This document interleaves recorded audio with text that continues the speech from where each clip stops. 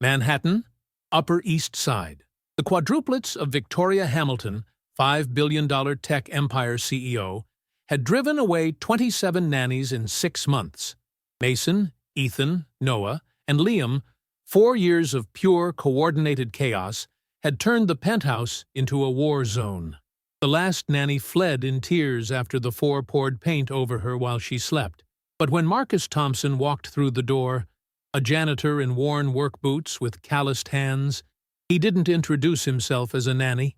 He knelt to their height and whispered words that froze them. He knew their pain. He'd lost too.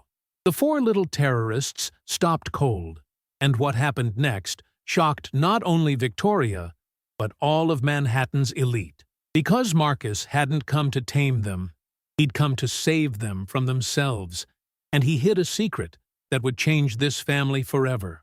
Victoria Hamilton's penthouse dominated the Manhattan skyline like a modern glass castle, 8,000 square feet of architectural perfection that for 6 months had become the nightmare of every placement agency in the tri-state area. The quadruplets had perfected the art of domestic warfare with precision that bordered on military genius, coordinating attacks that had broken educators with decades of experience.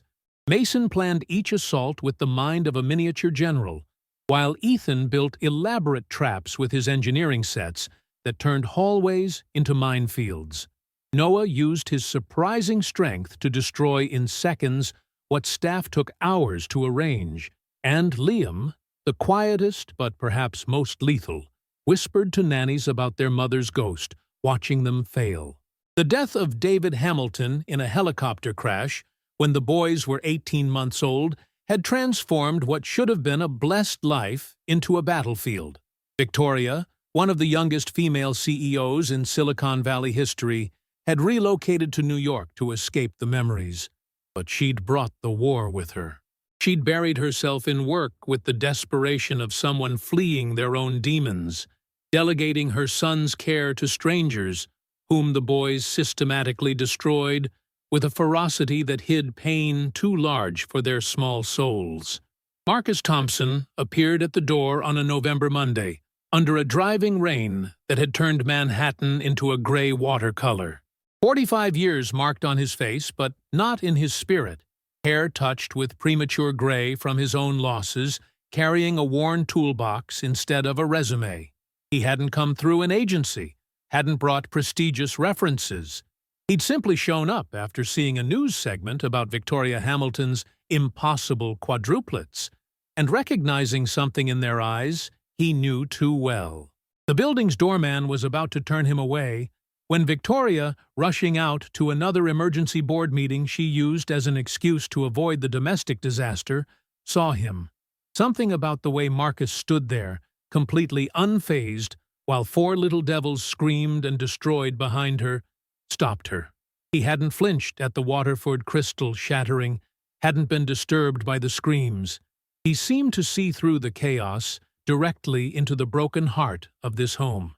When Marcus explained he'd raised his daughter alone after his wife died in childbirth, that he knew intimately the anger children pour onto the world when they lose what they love most, Victoria felt something shift in her chest. It wasn't just what he said, but how he said it. Without pity, without condescension, just with deep understanding that comes from walking through the same hell. The quadruplets had prepared their standard arsenal for the new arrival. The bucket of water above the door was positioned with engineering precision.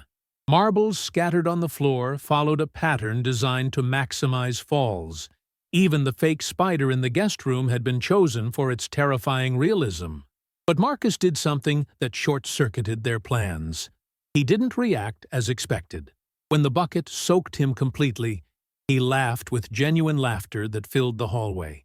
The fall on the marbles transformed into an elegant roll that left the boys speechless, and when he found the spider, he picked it up gently, talking to it like an old friend, placing it on the shelf, saying, "Even scary creatures deserved a home." But the real earthquake came that evening. Instead of the threats and punishments they expected, Marcus sat on the floor of their room and pulled from his toolbox 4 small wooden boxes he'd carved himself. On each, a name etched with care.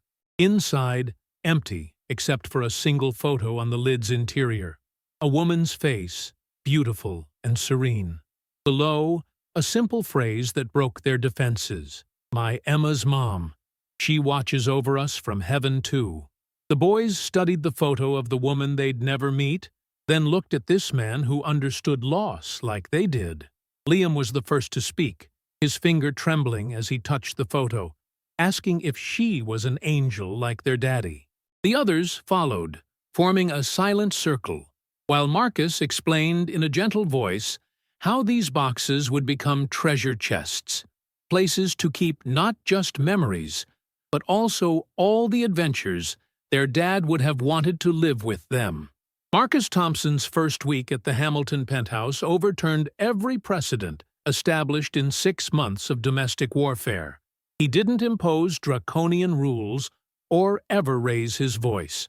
Instead, he observed with the attention of an anthropologist studying an unknown tribe, deciphering the secret language of their pain. He discovered patterns invisible to previous adults. Mason organized attacks not from meanness, but to unite his brothers in a common enterprise that distracted from the void. Ethan built elaborate traps, because engineering gave him the illusion of controlling a world that had ripped away the most important control. Noah destroyed because physical anger was more bearable than emotional pain. Liam, with his disturbing silences and whispers, desperately sought someone who would see beyond the label of 4th quadruplet, to recognize Liam, unique and irreplaceable.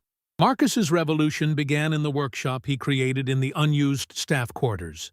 The second morning, instead of the breakfast prepared by the Michelin-starred chef, the boys found him with safety goggles and child-sized tools, working on 4 different wooden projects. He didn't ask for help.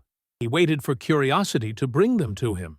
And when it happened, he assigned each their special project, transforming creation into a ritual of individual identity. Mason received the responsibility for a complex jewelry box for Victoria, because a leader must master patience and precision. Ethan was tasked with a perfectly symmetrical bookshelf, worthy of an engineer's precision. Noah worked on a sturdy toy chest, robust like his strength. Liam created a music box that hid treasures, like the deep thoughts he kept.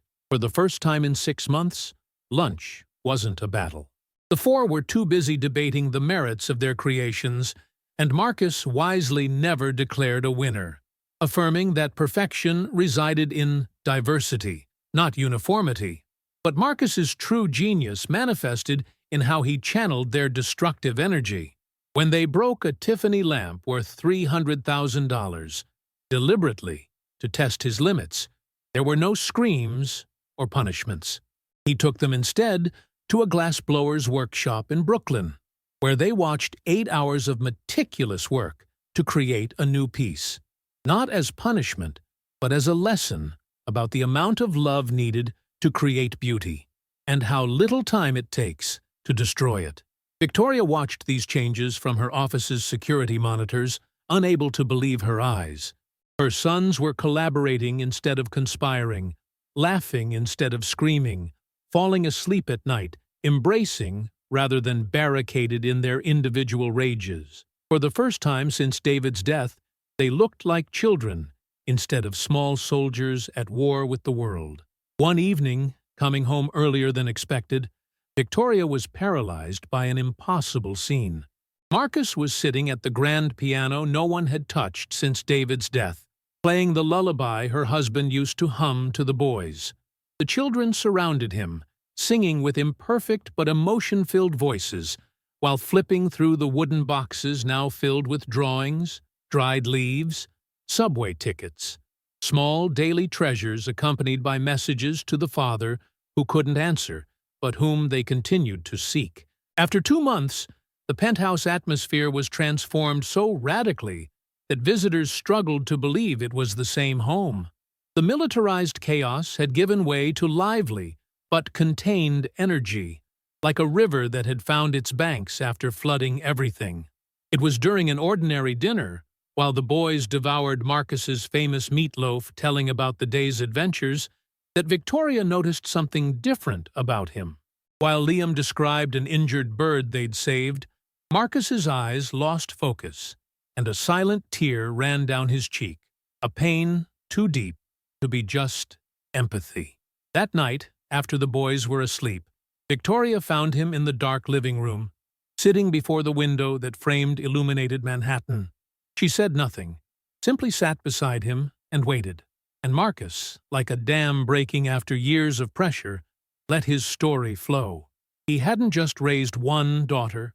He'd had twin boys, too, born 3 years before Emma. They'd been 8 when the accident happened.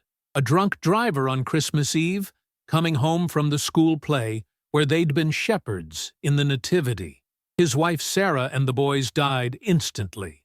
Only baby Emma survived, protected by her car seat and her brothers' bodies that had shielded her from the impact. For 5 years he'd raised Emma alone, pouring into her all the love meant for 4 people. She was 16 now, a straight-A student at Bronx Science, working part-time to help with bills because Marcus's janitor salary barely covered their rent in the Bronx. She'd insisted he try for this position when they saw the news segment, recognizing in those 4 boys the same rage her father still carried but had learned to transform. Marcus had prepared for months, studying everything public about the Hamilton family. He'd recognized in the boys' eyes the same anger he'd battled, the fury at a world that takes without asking, that destroys without reason. He knew the only way to reach them was to show, not tell, that pain could become something other than destruction. Victoria listened in silence, her heart breaking for this man who'd transformed his unimaginable tragedy into salvation for her sons. When Marcus finished, exhausted, she did the only thing that seemed right. She held him. And in that embrace, for the first time since David's death, she allowed herself to truly cry. Not tears of anger or frustration, but of pure, shared pain. The morning after that night of confessions, the air in the penthouse vibrated with something indefinable. The boys, with that animal instinct of childhood, immediately perceived the change in energy between the adults. During breakfast, Liam, always the most perceptive, stared at Marcus for a long time before speaking words that froze the room. Marcus slowly put down the spatula and knelt before the 4. With a firm but infinitely gentle voice, he told a simplified version of his loss. He'd had 2 boys like them, who were now angels in heaven with their mommy, watching over other sad children. The quadruplets' reaction was instant and different for each. Mason solemnly declared that Marcus also had a broken heart, like Mom. Ethan asked if that's why he knew how to fix broken hearts. Enjoying the story? Give it a little like, and don't forget to subscribe. Now then, let's carry on. Noah hugged him with that strength that was both destructive and protective. But it was Liam who spoke the words that changed everything, asking if they could be Marcus's new boys, and if he could be their Earth dad while their Heaven dad watched from the stars. Victoria, frozen in the doorway, witnessed something beyond all expectation. Her sons weren't just accepting Marcus, they were claiming him, recognizing him as an essential part of their healing. And Marcus, surrounded by these 4 small lives offering him a second chance at being a father to boys, cried and laughed simultaneously. In the following days, the name Uncle Marcus organically emerged, a perfect compromise that honored David, but recognized the unique role this man had taken. The wooden boxes expanded, now including sections dedicated to adventures with Mom, full of projects and dreams to realize together. It was Marcus who delicately orchestrated the reconnection between Victoria and her sons. He convinced the billionaire workaholic that the empire could survive without her for a few hours a day, but her sons couldn't. He instituted non-negotiable rituals, dinners together every night, where each told the best and worst moment of their day. Saturdays entirely dedicated to an activity chosen in rotation by the boys. Thanksgiving weekend brought a proposal that initially terrified Victoria: a trip to a cabin in the Catskills. Not the luxury resort she would have instinctively booked, but a simple cabin Marcus's family had owned for generations, where the boys could run free and get dirty without consequences. Marcus knew they needed to leave the golden bubble of the penthouse to find themselves as a family. It was there, sitting around a campfire under stars that Manhattan never allowed them to see, that something extraordinary happened.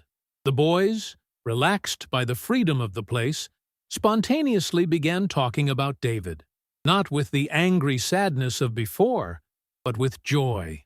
They told Marcus about memories they had, the way Dad laughed, how he'd toss them in the air.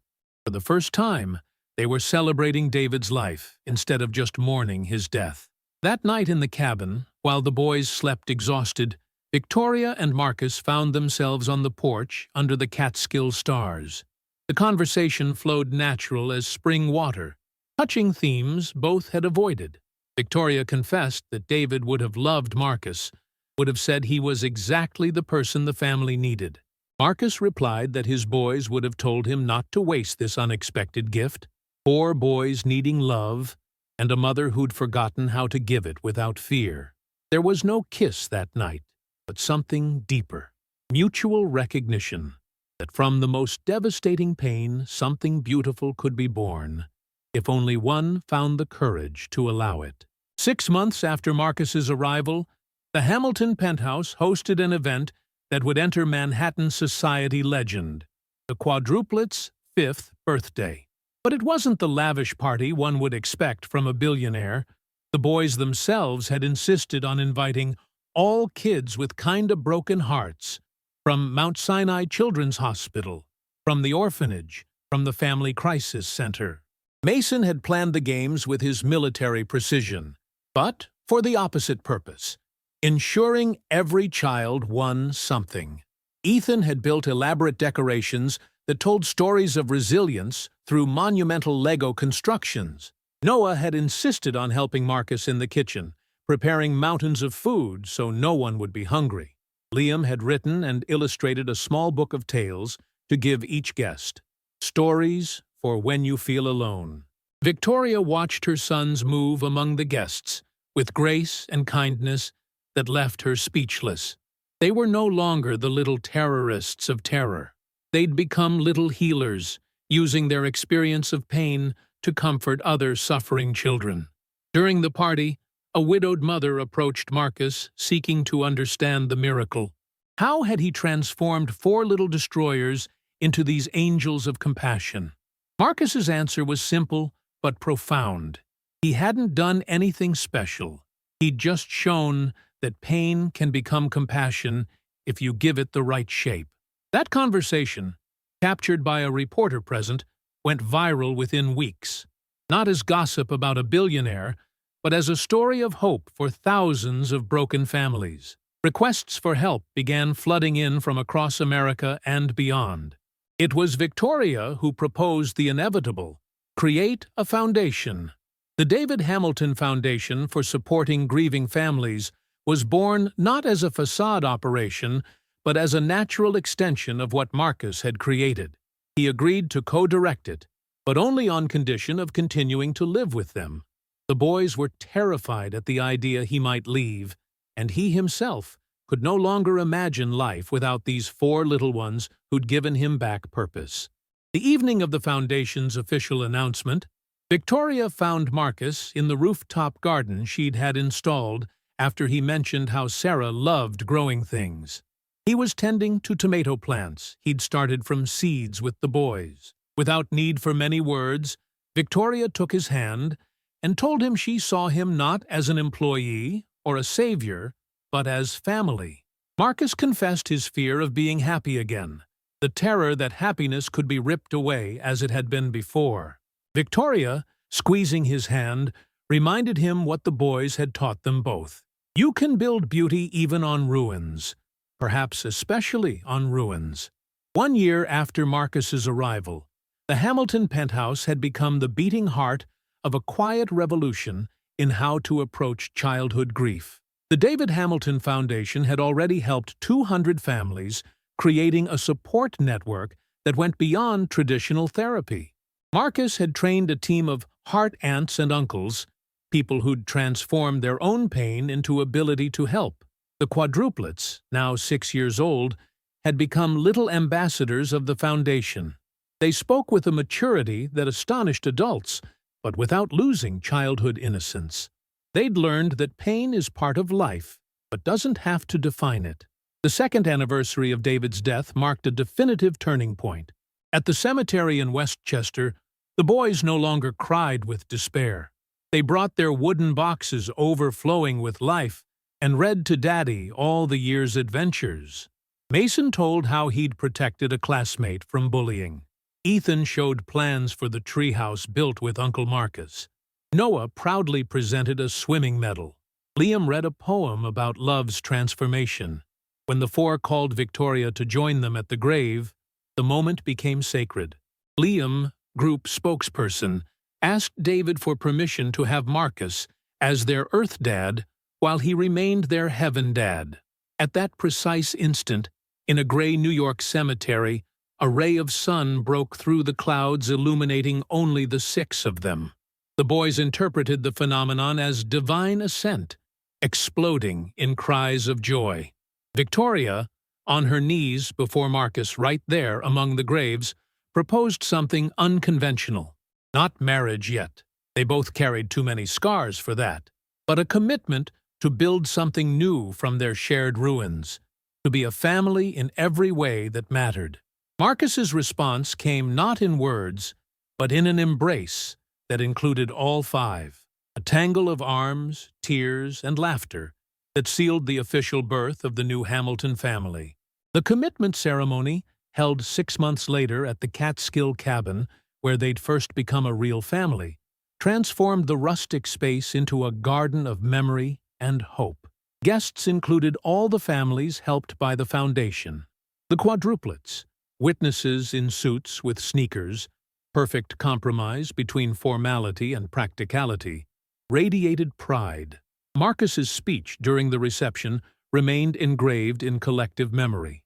He spoke of resurrection, not replacement, of how love doesn't divide but multiplies, of how he'd lost 2 sons to find 4 more, lost the will to live to find a new reason to exist, and how sometimes a janitor's wisdom is worth more than all the degrees in the world. 2 years later, the penthouse welcomed a miracle that doctors struggled to explain. Victoria, at 38, gave birth to a healthy daughter. They named her Sarah Emma, uniting past and present in a promise of future. The Quadruplets took care of their little sister with a tenderness that moved anyone who observed them. Mason organized guard shifts, Ethan built impossible toys, Noah carried her around singing off-key lullabies. Liam invented stories, always with happy endings. But the real miracle was Emma herself, Marcus's daughter, now 18, and headed to Columbia on a full scholarship. She'd become a big sister to the boys, a daughter to Victoria, the bridge that had made them a complete family. During her valedictorian speech, she thanked her dad for showing her that families aren't just born, they're built, sometimes from the most unexpected materials. The last image shows them all in the rooftop garden, now a lush oasis above Manhattan. The tomatoes Marcus planted with the boys had become a full vegetable garden they tended together. The Quadruplets played with little Sarah Emma, while Victoria and Marcus watched from the garden bench David had loved. Emma was home from college, teaching the boys to play guitar. The conversation between Victoria and Marcus touched the heart of their miracle.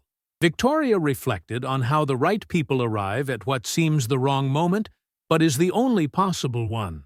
Marcus wouldn't have come without his loss. She wouldn't have truly seen him if David were alive. Terrible and beautiful together. The paradox of life creating beauty from pain. Marcus, his arm around her shoulders, added the deepest truth. The boys had never needed to be tamed. They'd needed to be seen, understood, loved in their anger. Like all wounded human beings who just seek someone to recognize their pain and help transform it. As the sun set over Manhattan, painting the penthouse rose and gold, the quadruplets ran toward their parents with the baby in their arms. The joyful cry of "family" filled the air as everyone embraced, a tangle of laughter celebrating their truth. From the blackest ashes can be born the brightest fire, and 4 little terrorists can become angels when they find someone who sees beyond the chaos and recognizes the pain that only asks to be consoled. The news story that ran in the Times the next day tried to capture their journey, but could only scratch the surface. The headline read, "The Janitor Who Fixed More Than Broken Things," but the real story was deeper. Sometimes salvation comes not from where we expect, but from a man with a toolbox and a broken heart, who knows that the best repairs are made with love, patience, and the courage to build something new from the pieces of what was lost. Hit like if you believe love can be born from the ashes of pain. Comment with the moment that touched your heart the most. Share with someone who needs to know it's never too late to build a new family. Subscribe for more stories that show how destiny weaves broken lives to create masterpieces. Because in the end, the quadruplets weren't tamed, they were saved. And in saving them, Marcus saved himself, proving that sometimes the most beautiful families are born not from blood, but from shared tears, transformed into smiles.